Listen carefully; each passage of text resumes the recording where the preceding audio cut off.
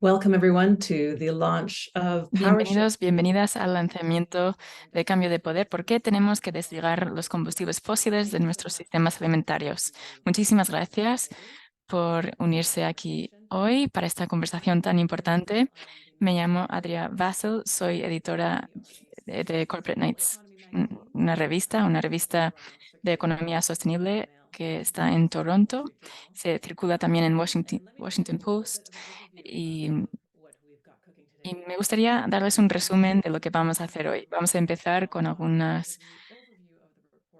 con un poco de presentación, con una conclusión, las conclusiones del informe, un debate del panel moderado y luego abriremos al público para preguntas. Después de las preguntas y respuestas, tendremos algunos comentarios de nuestro ponente sobre el llamamiento a la acción antes de la COP28, además de algunas conclusiones. También tendremos unas encuestas durante esta sesión, así que les invitamos a participar. Les invitamos también a participar con sus preguntas, a publicar las preguntas en la caja Q y A, en el que se encuentra en la parte inferior de la pantalla. También pueden dialogar en el chat. Tenemos hoy interpretación simultánea hacia español y francés, así que pueden escuchar en el idioma que prefieran. El botón para escuchar la interpretación está en la parte inferior de la pantalla. Este webinario se va a grabar en los 3 idiomas. Vamos a compartir un enlace con ustedes después de este evento. Y ahora doy la palabra a Ana Lapé. Muchísimas gracias, Adria. Muchas gracias a todos y a todas por unirse. Buenos días, buenas tardes, buenas noches. Soy Ana Lapé, directora ejecutiva del Global Alliance for the Future of Food, y es un placer estar aquí con ustedes hoy. Brevemente, me gustaría compartir algunas palabras sobre la Alianza Global y luego pasaré otra vez a Adria, que nos va a ayudar a lo largo de una conversación que esperamos que sea muy interesante. En la Alianza Global, para los que no nos conocen, somos una alianza estratégica de fundaciones filantrópicas. Trabajamos con socios en todo el mundo, que incluye a muchos de ustedes, que queremos transformar sistemas alimentarios globales para más salud, más sostenibilidad y equidad. El webinario de hoy, que se basa en el informe recientemente lanzado, Cambio de Poder, ¿por qué tenemos que erradicar los combustibles fósiles en nuestros sistemas alimentarios? Es un ejemplo de este trabajo que hacemos hasta este objetivo. Estamos viendo a cada vez más financiadores, defensores de la sociedad civil, entendiendo la importancia de la transformación de los sistemas alimentarios y la necesidad de una transición energética para abordar la crisis climática, la salud pública y muchos más. Sin embargo, vemos que estas conversaciones ocurren en silos, en parte porque las personas no entienden estas interconexiones entre estos dos sistemas. El informe que hemos encargado lo hicimos para identificar este nexo entre la alimentación y la energía, y queremos con ello ofrecer recomendaciones para oportunidades para la colaboración entre financiadores, políticos y defensores. El informe ofrece la primera estimación del uso de combustibles fósiles globales en toda la cadena de suministro de alimentos, y creemos que esto añade a las evidencias que ya tenemos que urgentemente tenemos que eliminar los combustibles fósiles en los sistemas alimentarios y girarnos hacia sistemas alimentarios centrados en las personas, sostenibles y locales. En particular, tenemos que destacar esto antes de la COP28. Sabemos que el anfitrión del COP28 es un estado petrolero, y esto nos preocupa. Sabemos que podrían usar esto como una táctica para distraer de la acción sobre los combustibles fósiles. Nos preocupa la falta de atención a la hora de eliminar los combustibles fósiles. Nuestro objetivo, entonces, es llenar esta brecha y destacar la necesidad para un enfoque que aborda los retos en los sectores energéticos y alimentarios. Así que, dado esto y haber dado este contexto, me gustaría ahora pasar a nuestra moderadora, que nos va a guiar en esta conversación hoy, y tengo muchas ganas de aprender hoy de todos los panelistas. Muchas gracias por unirse. Adria. Gracias, Ana. De acuerdo. Antes de entender más sobre el informe en sí, vamos a empezar con la primera pregunta de nuestra encuesta. La pregunta que tenemos es, ¿qué aspecto del nexo energético alimentario, en qué aspecto estáis trabajando? Primero, campañas sobre agroquímicos. Dos, agroecología y agricultura regenerativa. 3, biocombustibles y biogás. 4, energía renovable. 5, dietas sostenibles y saludables. 6, influencia y consolidación cooperativa. 7, otros. Y 8, ninguno actualmente. Les voy a dar un par de minutos para seleccionar una opción y luego compartiremos los resultados.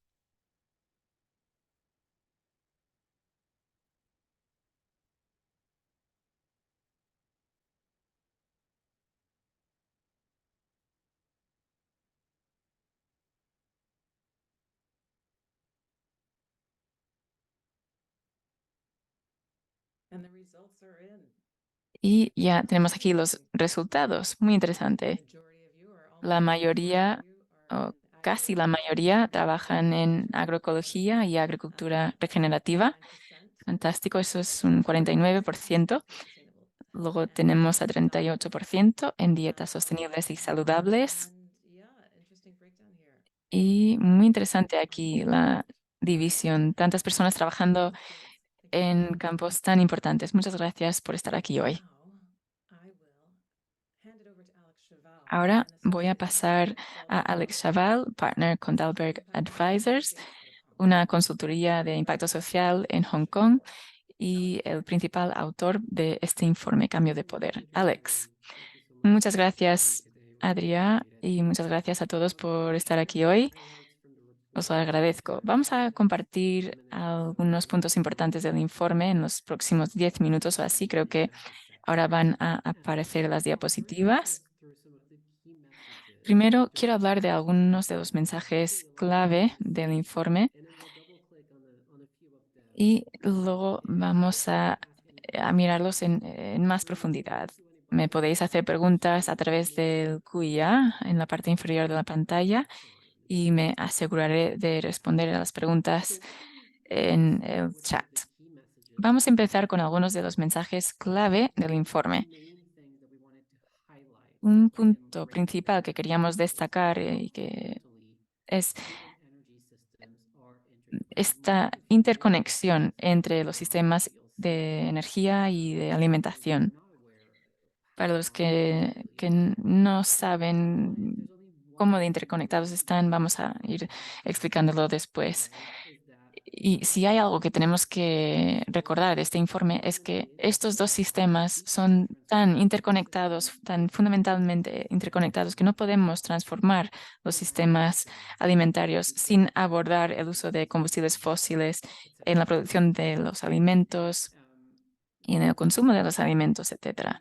Y viceversa, no podríamos reducir nuestro consumo de combustibles fósiles sin cambiar los sistemas alimentarios, ya que representan una proporción tan importante de nuestro consumo de combustibles fósiles.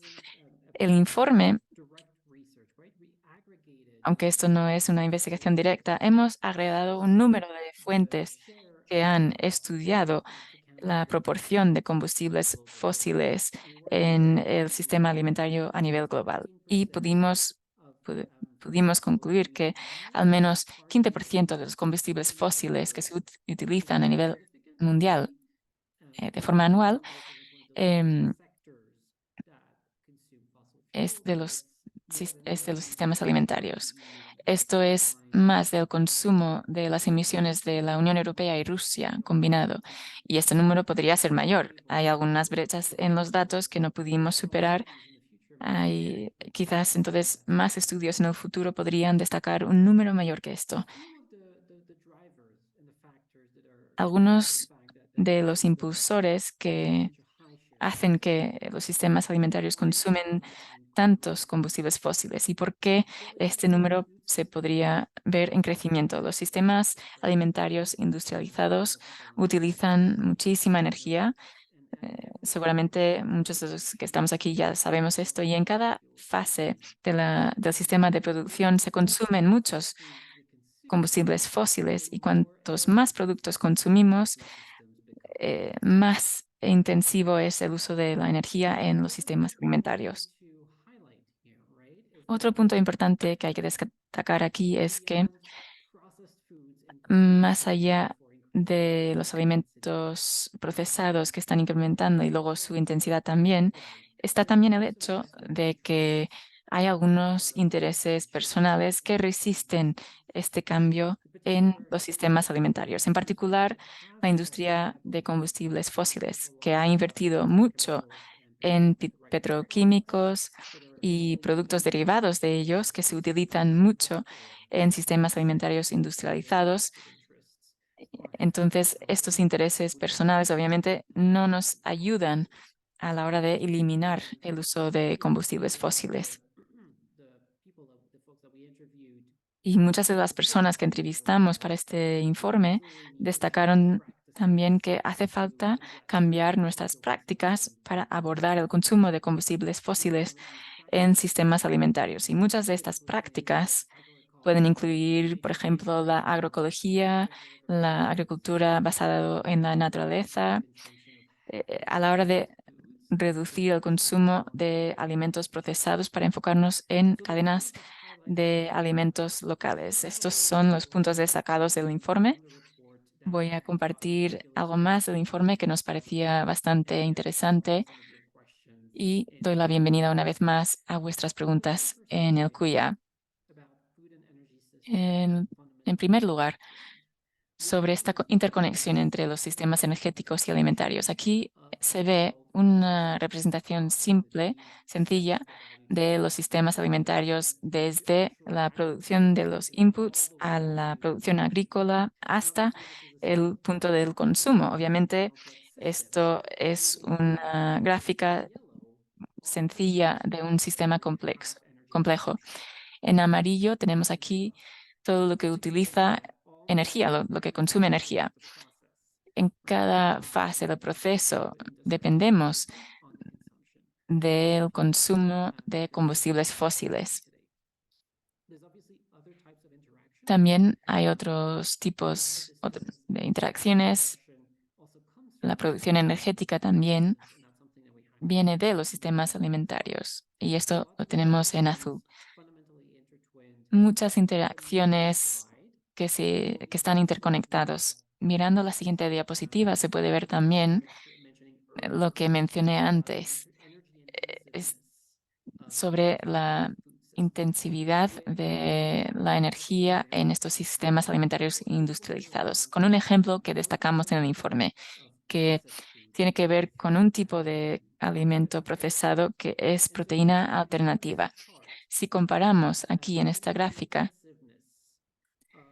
el el consumo de energía de, por ejemplo, cultivar 1 kilo de pollo con proteína de laboratorio, se ve que la intensidad de energía es hasta 6 veces más.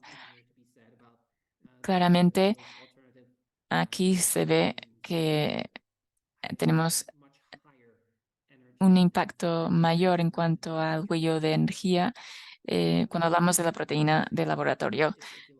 Algo que se ve también en el informe, mirando a otras gráficas que ilustran el hecho de que distintos tipos de alimentos procesados también tienen niveles aún más altos de uso de energía.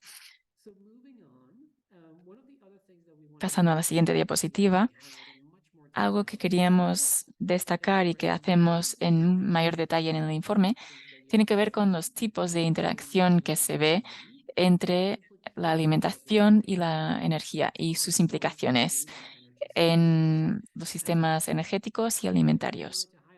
Lo que queríamos destacar y algo en lo que nos enfocamos en el informe son los combustibles fósiles y la dependencia energética de los sistemas alimentarios, ya que hay mucho más que está ocurriendo a la vez y el resultado de esta interacción de estos dos sistemas sean resultados positivos como la diversificación de los ingresos para los agricultores o crear otros ingresos para sistemas alimentarios y actores de la cadena de valor a través de energía que se produce utilizando los residuos, pero también hay interacciones negativas que animan al crecimiento del ganado, que resulta en mayor contaminación, más emisiones, y luego los incentivos desde una perspectiva de las políticas que animan a ese crecimiento, esquemas de consumo que se ven hoy o más contaminación del aire que también se ve hoy en día. Hay muchas implicaciones como resultado de esas interacciones desde un punto de vista medioambiental como socioeconómico. Y en la siguiente diapositiva vemos una representación de esto, pero esto se ve a lo largo de toda la cadena de valor en sistemas alimentarios, donde vemos el impacto y a quién se está impactando con estas interacciones entre los dos sistemas energéticos y alimentarios. Hay muchas implicaciones negativas aquí. Por ejemplo, mucha implicación negativa en torno al uso del terreno y producción agrícola, desde la violación de los derechos de los agricultores, pérdida de medios de sustento, em, usos más intensivos a la hora de la agricultura en vez de basarse en la naturaleza o en la fase de consumo, emisiones de transporte, falta de acceso a la alimentación, un exceso de alimentación y energía y los residuos como resultado. Se ve que aquí están ocurriendo muchas cosas, hay varios actores que están siendo impactados por estas interacciones. Una de las preguntas que hicimos como parte de este informe era qué significa eso y cómo podemos mejorar las interacciones entre este nexo energético alimentario y cómo podemos empezar a abordar algunas de las implicaciones negativas que se ven en esta diapositiva. Conducimos unas entrevistas con varios actores en los sistemas alimentarios y también hicimos un mapeo de todos los esfuerzos existentes actuales en los sistemas alimentarios, que se verá en la siguiente diapositiva. Hay muchas organizaciones distintas que están trabajando con la alimentación y la energía a lo largo de toda la cadena de valor. Y no entraré en detalle, pero quería reconocer que hay muchas organizaciones que están trabajando en ello. Y la razón por mencionar esto es como parte de la reflexión en el proceso de recopilación de los datos para este informe. También preguntamos a muchos de estos actores en qué se quieren enfocar de aquí en adelante. Y más importante, cuáles eran algunas de las oportunidades para más colaboración que existen. Y aquí voy a hablar un poco más de esto ahora en la siguiente diapositiva. Intentamos buscar más oportunidades para la colaboración y darles prioridad en base a su impacto y las oportunidades que existen, además de colaboraciones existentes. Así que hemos tenido 5 ideas que aquí se han priorizado, aquí en la parte superior, y les vamos a preguntar si son las correctas. Pero algunas cosas importantes que han salido de esto son oportunidades en torno a eliminar los combustibles fósiles y utilizar prácticas agroecológicas, hacer una hoja de ruta para cambiar las dietas a dietas basadas en vegetales, cambiar a producción de alimentos en base a energía renovable, hacer un seguimiento y abordar consolidación cooperativa en el sector alimentario y también estos intereses personales que están ralentizando este proceso que queremos ver. Y también sé que queremos escuchar del resto del panel, así que voy a detenerme allí y les voy a dejar con estas oportunidades de alto impacto para más colaboración. Y tenemos más información que está disponible en la página de Global Alliance. Muchas gracias. Muchas gracias, Alex. Y ahora vamos a pasar a la segunda de las preguntas de la encuesta. ¿Cuál es el mayor reto a la colaboración entre los partes interesados que se enfocan en la alimentación y la energía. Primero, tenemos falta de conocimiento sobre el nexo entre la alimentación y la energía. Dos, falta de una visión global y clara para la transformación de sistemas alimentarios. Tres, pensamiento en silos. Cuatro, ideologías que se difieren, prioridades que se difieren. Cinco, estructuras de gobernanza. O seis otros. Les voy a dar un par de minutos y luego compartiremos los resultados.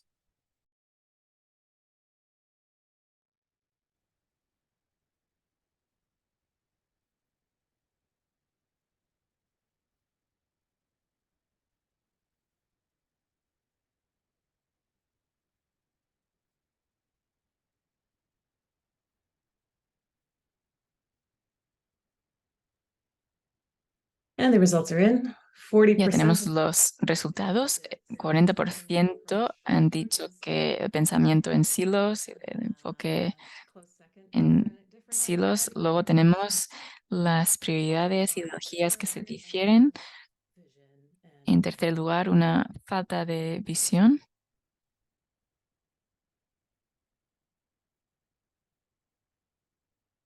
La intérprete pide disculpas. No se escucha. Adria pide disculpas, problemas técnicos, y ya está de vuelta. Ahora les invito a nuestro debate de panel con nuestros tres invitados. Primero tenemos a Darren Qualman, que trabaja con la Unión Nacional de Agricultores de Canadá. Es autor del informe Tackling the Farm Crisis and the Climate Crisis, A Transformative Strategy for Canadian Farms and Food Systems, y también es autor del libro Civilization Critical, Energy, Food, Nature and the Future. Nuestro siguiente invitado es Saúl Elías López, es presidente de la Asociación de Agricultores Familiares de Venezuela. También es ingeniero agrónomo, es presidente también de la Sociedad Venezolana de Ingenieros Agrícolas. En tercer lugar tenemos a Karina Millstone, directora ejecutiva de la caridad de campaña de alimentación Feedback Global, que está en Londres y en La Haya. Es también fundadora de la Caridad Británica Nacional de Orchard Project, que trabaja con comunidades para plantar huertos en espacios urbanos, y también es autora de Frugal Value, un libro académico sobre la naturaleza del sector privado en una economía de descrecimiento. Bienvenidos a todos los panelistas. Darren, empiezo contigo. Hemos escuchado mucho sobre el informe. Hay mucho allí que desempacar, pero me gustaría saber cuáles de los puntos destacados, las conclusiones alinean con el contexto en Canadá. ¿Cuáles son algunos de los retos a los que se enfrentan los agricultores en tu país a la hora de reducir la dependencia en los combustibles fósiles? Bueno, voy a hablar de dos puntos. Me complace ver el enfoque en el fertilizante en el lado de los inputs. En Canadá hemos visto una duplicación y cuatro veces más uso de la fertilización. Como ha dicho el informe, el fertilizante es uno de los vectores principales a través de metemos a los combustibles fósiles en el sistema alimentario. Los fertilizantes son el principal input. El fertilizante es una de las formas que incorporamos a los combustibles fósiles en el sistema alimentario. Y estuvo bien también ver que se habló de los biocombustibles. Creo que podemos pensar a gran escala y ver las conexiones entre fertilizantes en un lado y biocombustibles el otro punto. Porque lo que estamos haciendo en nuestros sistemas agrícolas es cambiar a la energía en la alimentación, otra vez más a la energía, y es completamente irracional esto. Para reducir esta dependencia en los combustibles fósiles, aquí estamos como agricultores, nos animan a producir más y más, y el gobierno hace que intentemos llegar a exportaciones máximas. Esto hace que estemos a producción a máximo nivel y un uso máximo de inputs, que quiere decir que estamos usando cada vez más combustibles fósiles y estamos emitiendo cada vez más gases de efecto invernadero. Entonces, es difícil reducir esto si cada vez más se está intentando incrementar el output del sistema, la producción del sistema. Saúl, eres presidente de la Asociación de Agricultores Familiares en Venezuela. Se han enfrentado a, a- a varias complicaciones en estos últimos años. Hay algunas estrategias que han seguido para reducir su dependencia en los combustibles fósiles. Muchas gracias por esta oportunidad. Desde 2019, Venezuela ha tenido una crisis socioeconómica. Ha estado utilizando menos fertilizantes y agroquímicos porque el coste de la producción para cada cultivo en Venezuela, como el arroz, maíz y otros,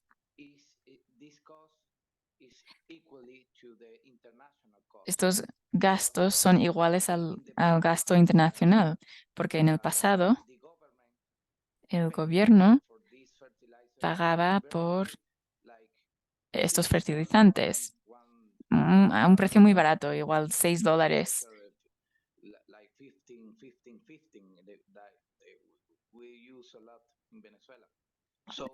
Como el quinte, quinte, quinte que utilizamos mucho en Venezuela. Desde 2019 hasta ahora utilizamos menos fertilizantes, menos agroquímicos y esto es una buena noticia para Venezuela.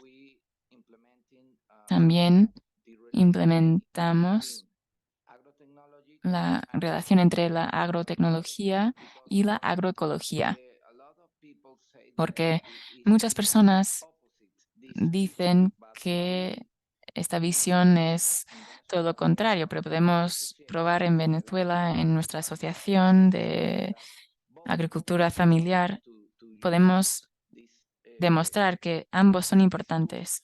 Utilizar estas herramientas porque utilizamos menos agroquímicos cuando podemos medir, cuando podemos usar los datos, datos sobre el clima, datos sobre el suelo, para utilizar y reutilizar y también utilizar inputs bio como tricoderma, metarhizen y otros. Y es muy exitoso para los agricultores para mejorar los cultivos y la producción. Muchas gracias por compartir un poco del contexto en Venezuela y ver también qué pasa cuando no podemos tener acceso a los combustibles fósiles y qué se puede lograr y qué está ocurriendo ya en tu país. Muchas gracias. Corina, en Feedback tienes muchas campañas sobre bioenergía, energía, residuos alimenticios, gran ganado. ¿Puedes decirnos cómo tu trabajo se relaciona con ese nexo y la eliminación de combustibles fósiles? Sí, claro. Voy a empezar hablando de los residuos alimenticios y el ganado, para destacar el punto que al reducir los residuos alimenticios y reducir el consumo de carne es la forma más fácil de eliminar los combustibles fósiles en el sistema alimentario y quizá esto se podría haber destacado más en el informe. Sabemos que un tercio de lo que se produce no se come. Sabemos que mucha tierra agrícola se utiliza para alimentar a los animales y no a las personas, quizás hasta 40% de la alimentación. Esto requiere muchos fertilizantes. Esencialmente, son productos que no ofrecen ningún valor nutricional si va por la producción de proteína animal y también, claro, tiene una huella de carbono enorme. Para mí es crítico abordar los residuos alimenticios y el sobreconsumo y la sobreproducción de la carne en países de altos ingresos. Si queremos reducir nuestra dependencia en los sistemas alimentarios en los combustibles fósiles. Con este tema de la carne, obviamente estamos hablando de combustibles fósiles, pero también hay muchos beneficios en cuanto a la salud y la biodiversidad. Es realmente la mejor solución para hacerlo. En cuanto a los residuos alimenticios, se ve como algo que es del tema retail, pero en nuestra investigación hemos visto que está a lo largo de toda la cadena de valor y es un tema del que hablan los políticos, pero no han tomado ninguna acción para abordar lo que diría que es el sobreconsumo corporativo en el sistema alimentario que nos lleva a este desperdicio. Es imperativo que em, vayamos al grano y abordemos estos problemas porque son fáciles de solucionar. No es un tema polémico. Nadie quiere más residuos alimenticios. Sabemos que es una tragedia, es un escándalo en un mundo de tanta malnutrición y no solo durante la fase de producción. Los alimentos que no se consumen también crean una contaminación climática y es también un problema en términos de producir abono y la huella que dejan. Y ahí llegamos a la idea de que podemos capturar las emisiones de metano de los residuos y fomentar esta nueva energía. Y hay una investigación que todavía está en curso, pero es una cuestión que tenemos que explorar con atención. Como se ha indicado, se corre el riesgo de llegar a modelos de industrialización de la ganadería y una creación masiva de alimentos. Hemos visto ayudas públicas en Irlanda del Norte y en otros lugares que apoyan la ganadería intensiva, perdón. Y están estos digestores de alimentos donde vemos que la ganadería, que son como cerdos de energía, es decir, parte de los ingresos vienen de las ayudas del metano. Esta situación es bastante asombrosa y no tiene nada que ver con lo que queremos. Entonces es un tema complejo en el que tendremos que profundizar y es algo que no se entiende muy bien ni siquiera en términos legislativos, pero es una manera de transicionar también de estos sistemas. Daring, hay factores regionales exclusivos en América del Norte que se puedan aprovechar para facilitar la transición y alejarnos de los combustibles fósiles. Sí, Adria. Creo que hay oportunidades reales si nos centramos en el dióxido de carbono. En el debate en la agricultura tiene que ver con el metano y sus reducciones. Pero lo que es muy prometedor en términos de los combustibles fósiles y el CO2 es que a medio y largo plazo han de reducirse a cero. Y en el contexto de América del Norte, donde los y las agricultoras pueden tener un poco más de capital que invertir en un proceso a largo plazo, vemos tractores que funcionan con energías renovables en lugar de combustibles fósiles. Y todo este cambio llevará un tiempo, pero todos estos elementos se pueden decarbonizar el sector. Y un elemento clave son los fertilizantes. No hay obstáculo técnico a alejar a los fertilizantes de los combustibles fósiles.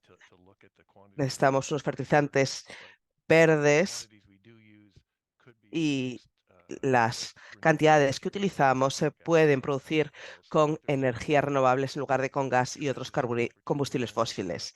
Así que creo que hay una gran oportunidad aquí en América del Norte. Las personas se están juntando para planificar la transición de los sistemas alimentarios de América del Norte fuera de los combustibles fósiles. Muchas gracias. Fantástico ver que ya está sucediendo y necesitamos más de esto. Saúl, antes de pasar a la siguiente pregunta, por supuesto, puede responder en español. Tenemos interpretación en la parte de abajo de la pantalla. Así que te lanzo la pregunta. ¿Qué ventajas ves tanto para las agricultoras como para las consumidoras en Venezuela en esta transición a unos sistemas alimentarios sin combustibles fósiles? Bueno, voy a responder en español entonces. Sí, realmente los beneficios que actualmente hay en Venezuela, en el sistema alimentario venezolano, de aquellas empresas que puedan empezar pues en este proceso de transición energética, que pase también por incorporar energías renovables y bueno, por supuesto, disminuir las emisiones de CO2 todavía están muy incipientes.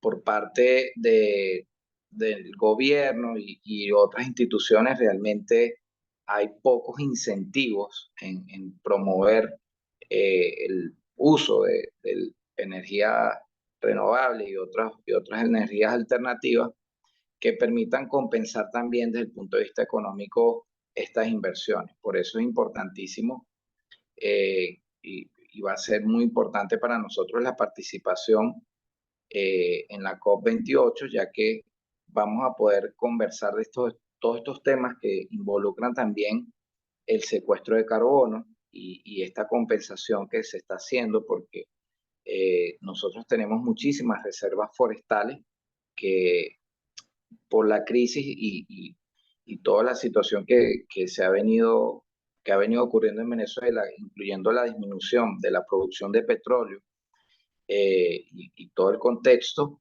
ha hecho que no haya un incremento en la deforestación, en la afectación de nuestras reservas forestales, más allá de lo que sí ocurrió, lo que denominamos nosotros el ecocidio en el arco minero en la zona de Bolívar.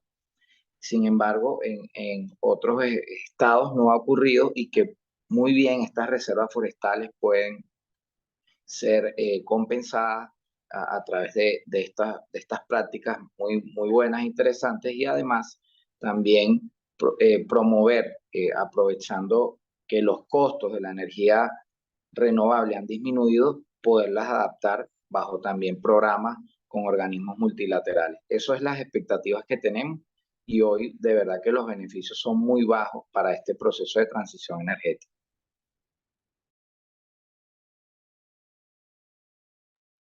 Thanks, Saul. Appreciate that. Muchas gracias, Saúl, por darnos ese contexto. Karina, ¿nos puedes contar un poco los desafíos en términos de campañas? Hay grupos alimentarios, grupos energéticos haciendo campañas y quizás no intersecan en sus objetivos ni en sus desafíos. Creo que es muy importante reconocer que es difícil trabajar en este nexo de energía, tierra y alimentos por esta labor compartimentada, no solo en la sociedad civil, sino también entre legisladores o financiadoras. Hemos visto que nos ha costado en Reino Unido encontrar legisladoras que puedan influir en el ministro de Energía y viceversa. Es algo complejo con sus grietas y hemos visto lo mismo en la filantropía. Así que creo que esto es una realidad en lo que respecta a una labor que hacemos compartimentada, pero intentamos trabajar juntos y el primer obstáculo es la complejidad. Si quieres entender este nexo, hay que entender toda una serie de cuestiones, los mercados de energía, cuestiones técnicas de cómo se fabrican los fertilizantes, la cadena de abastecimiento, etcétera. Y la realidad es que es bastante abrumador embarcarte en todo esto sin una pericia. Y lo mismo con las compañeras que están en campañas de energía. Funciona cuando nos damos tiempo y nos damos tiempo para conocer a nuestras homólogas en el espacio de la energía, para entender a fondo los problemas y también dónde están las fallas. Son temas muy complejos, siempre hay un intercambio, ¿no? Digamos, soy escéptica del biometano, pero puede ser una buena manera de producir fertilizantes y ahí habría un intercambio, ¿no? Entonces, se trata de juntarnos para entender mejor todas estas cuestiones y que una única organización no puede con todo, porque es todo un nuevo área de conocimientos, tanto técnicos como políticos. Muchas gracias, Karina. Hablando de generar coaliciones, Darren, hay algunos campesinos canadienses que son escépticos a esta transición. Entonces, ¿cuál es su experiencia en involucrarles? Creo que lo que vemos es que lleva mucho tiempo de apoyo, de consulta, de información. Le hemos dejado claro al gobierno canadiense que debe haber incentivos para que las personas se dirijan en la dirección correcta. En paralelo, estamos formando coaliciones aquí en Canadá para dar soluciones políticas. Hemos visto un ejemplo. Y es un espacio complejo. Creo que ya lo ha mencionado bastante Karina. Es difícil trabajar con el gobierno, con el campesinado y tener grupos de trabajo de personas de la ciencia, de economía, para poder trabajar y ver cómo puede funcionar esto y darle unas respuestas y unas soluciones ya bastante trabajadas a los gobiernos. Entonces es una labor en los espacios políticos y es una labor ingente trabajar en economía, emisiones, alimentos y todos los elementos que intersecan. Saúl, ¿cuáles son los desafíos políticos para la transición de los sistemas alimentarios fuera de los combustibles fósiles? Debemos aprovechar la oportunidad que el petróleo en Venezuela ya no es el activo más importante. Es el conocimiento, son las personas, y ya se ha entendido que no podemos seguir siendo un país que dependa de la renta petrolera, del rentismo. Para eso hay que fortalecer las estructuras, las instituciones, y por eso desde la Asociación Venezolana de Agricultura Familiar nos hemos aliado con asociaciones como la Asociación Venezolana de Agrotecnología, los mismos gremios, la academia, para promover justamente la agricultura sostenible. No es simplemente decir vamos a disminuir los fertilizantes, es cambiar de paradigmas, es usar las herramientas que tenemos y poder realmente tener una producción de alimentos sostenible y con base también a las ventajas que tenemos en nuestro país, que es un país muy diverso en cuanto a lo que es, digamos, los tipos de biomas, etcétera, de lo que podemos producir y no solo con un enfoque netamente de mercado. sino realmente también de satisfacer los requerimientos, porque la alimentación es mucho más que un negocio, también involucra un derecho primigenio, importantísimo, que es el derecho a la alimentación, el derecho humano.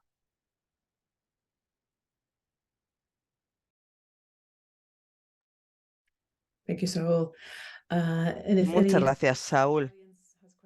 Si alguien del público tiene preguntas para panelistas, por favor pónganlo en la cajita. Pero vamos a empezar con Karina.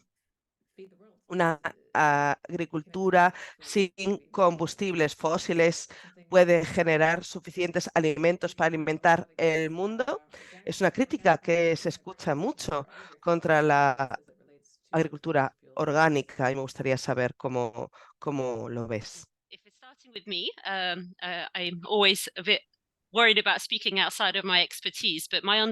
Siempre me preocupa hablar más allá de lo que conozco, pero por lo que entiendo, sería posible, pero solo en un mundo donde el despilfarro de alimentos haya acabado. Entonces, estos sistemas pueden alimentar el mundo con esos patrones de consumo actuales. No, con sistemas agroecológicos sin reducir la carne. Y necesitaríamos reducir la carne y también unas cadenas de abastecimiento más cortas, con menos control corporativo y que no se incentive la sobreproducción. Para mí este sería el objetivo. Muchas gracias, Darren. Creo que Karina ha abordado los elementos fundamentales, la cadena de abastecimiento y la demanda. Si multiplicamos la demanda hasta el infinito, si decidimos producir biomateriales y todo esto, la demanda pasa a ser tal que no hay agricultura que pueda satisfacer esa demanda, ni con combustibles fósiles ni sin ellos. Entonces debemos ir en paralelo. Debemos tomar muchas mejores decisiones en la demanda y no seguir sumando a este sistema fundamentado en la tierra y frágil de alguna manera, y reducir también los aportes de los combustibles fósiles. Debemos ir de una manera paralela e integrada. Saúl, quizás quiera responder también a la pregunta desde la perspectiva venezolana. Sí, yo creo que sí se puede, cada vez más en un proceso de transición. No podemos hacerlo de un día para otro, por el ejemplo también de lo que ocurrió en Sri Lanka. Es un extremo, ¿no? Y pensar de que nos vamos a ir exclusivamente a un tema de un mercado orgánico. Como digo, la visión no puede ser netamente de mercado, sino un tema que involucre el tema social, ambiental y económico, buscando siempre la equidad. Y para eso, bueno, dentro de ese proceso de disminuir la dependencia de los combustibles fósiles en los sistemas alimentarios, evidentemente pasa por la innovación, pasa por la tecnología también, que nos va a permitir disminuir esa dependencia, como ya se ha venido haciendo en muchos aspectos. Aparte, por ejemplo, como el tema de los sistemas de riego y otras tecnologías que cada vez dependen menos de los combustibles fósiles, la robótica con algunos tractores que ya pueden, digamos, ser autónomos, etcétera. Yo siempre he creído que si usamos bien la tecnología vamos a poder realmente depender mucho menos de los combustibles fósiles y al final poder cumplir los compromisos que como país, Venezuela por supuesto suscribió eso, de disminuir, por supuesto, el tema y la afectación del cambio climático y 1.5 grados Celsius, ¿no? Que es el compromiso que tenemos.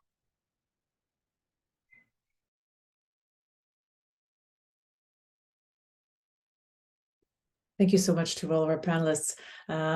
We'll now hear... Muchas gracias a todos los ponentes. Vamos a escuchar a Asha Sherman, que es codirector organizadora de la Pesticide Action Network North America. Es organizadora, investigadora. Has coordinado el informe que se publicó a principios de año. ¿Puedes contarnos un poco de los elementos clave? Por supuesto. Elementos clave del informe que se vinculan con el informe del que hemos hablado hoy son que el uso de pesticidas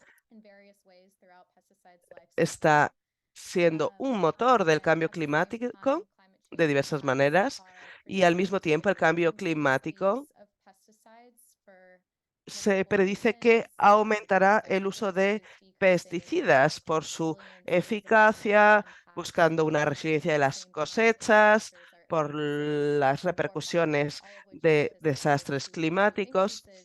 Todo eso se percibe que supondrá un aumento del uso de pesticidas y esto es el ciclo vicioso.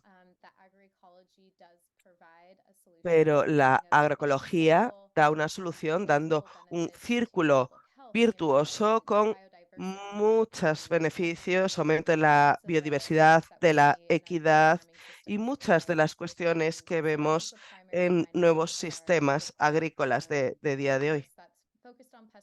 Eso aparece en el informe, centrándonos en pesticidas, pero en el informe de hoy muestra que los pesticidas se fabrican de una manera muy parecida a como se hacían antes y que tienen una dependencia de los combustibles fósiles. Reiterate your call to action for COP28 and beyond. ¿Nos quieres contar el llamado a la acción para la COP28 y más allá? Bueno, han escuchado hoy los nexos entre una agricultura que depende de los combustibles fósiles y su industrialización y cómo afecta al cambio climático. Y dada la interseccionalidad de estos desafíos, así deben de ser nuestras soluciones. Así que gracias a los esfuerzos de muchísimas organizaciones como esta por unir fuerzas y el sistema también sanitario, es crucial que las soluciones climáticas, las que se fomentan desde la COP, vayan dirigidas a una agroecología justa, una solución holística. La agroecología es una agricultura que utiliza unos principios ecológicos con una toma de decisiones horizontales en lo que respecta a semillas, conocimientos, etcétera, y que vaya en beneficio de las comunidades que son las principales afectadas por el cambio climático. Esto previene también la contaminación del aire, de la tierra, del agua y aporta beneficios sociales. Y estoy muy emocionada de ver que ya hay varios movimientos políticos, tanto locales como internacionales, para luchar contra los sistemas alimentarios intensivos. Y está en la COP28 hay una caravana popular para llevar las voces de las comunidades a la COP. Esto es desde el continente asiático y el Pacífico, y habla de la necesidad de reducir los sistemas que dependen de los combustibles fósiles y acabar con el acaparamiento de tierras. Hay cientos de campesinos y campesinas en el sur global que han apoyado esta caravana popular y sus demandas. Vamos a poner un enlace en el chat donde pueden ver la petición y la campaña dirigida a legisladores y legisladoras de la COP28 y animando a las voces populares a que se escuchen en la COP28.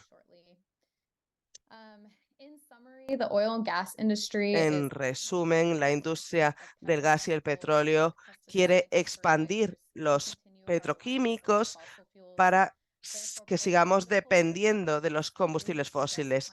Por eso debemos hacer una labor crucial, que es el divorcio entre los sistemas alimentarios y los combustibles fósiles, como se ha hablado hoy, y adoptar una agroecología que fomente las explotaciones pequeñas y esperamos que se nos escuche en la COP28.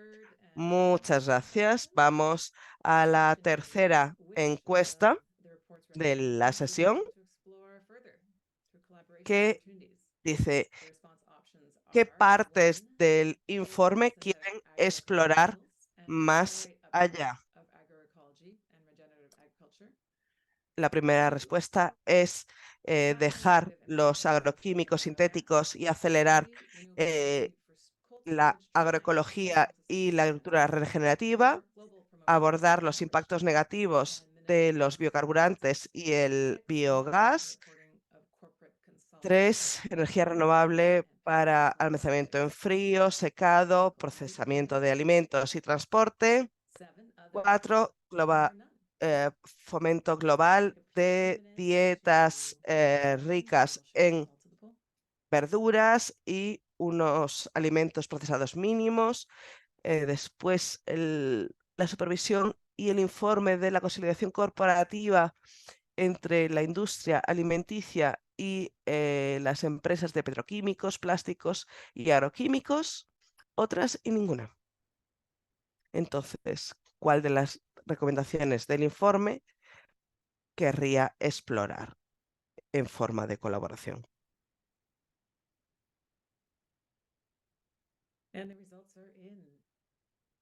Y ya tenemos los resultados. La mayor parte de ustedes han seleccionado acabar con los agroquímicos sintéticos y acelerar la agroecología. Muchas gracias por darnos su tiempo, escuchar, responder a las encuestas, y le voy a dar la palabra a Ana para que cierre esto. Muchas gracias. Quería cerrar con el agradecimiento de la alianza y también muchísimas gracias a ponentes, a Adria por moderar, y según llegamos casi a la COP25, vamos a seguir llamando la atención sobre esta necesidad de acabar con la dependencia de los combustibles fósiles en los sistemas alimentarios y, como se ha dicho en el chat, hacer con las estrategias colectivas de qué podemos hacer ahora. Y si van a la COP, por favor, búsquennos, estaremos allí. Vamos a llevar a varias líderes comunitarias y pueden conocer más de los eventos en los que vamos a participar y de estas líderes en la página web, y también pueden suscribirse para recibir informes como este. Muchísimas gracias de nuevo por unirse a esta conversación tan rica. Esperamos que estos comentarios les hayan resultado útiles. Para nosotras lo son, para trazar nuestro camino. Muchísimas gracias, que tengan muy buen día.